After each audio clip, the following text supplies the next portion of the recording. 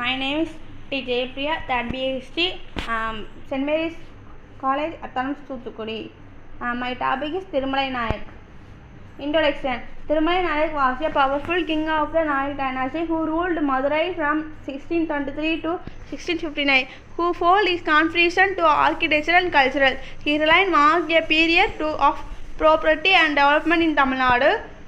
Decline and preservation. Decline of palace. After the fall of the Nayak dynasty, the place was abandoned and fall into disrepair. Preservation effort. Archaeological Survey of India has taken steps to restore and preserve the place, ensuring the historical value maintained. Thirumalai Nayak Palace as a tourist attraction.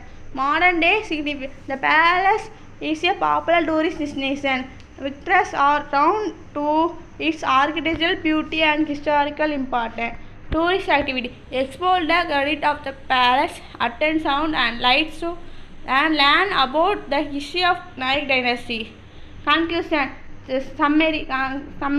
Thirumalai Nayak Palace starts as a manifest by architecture and history. The contribution to refer legacy of the Nayak dynasty, and it is must visit for everyone interested in history and architectural. Thank you.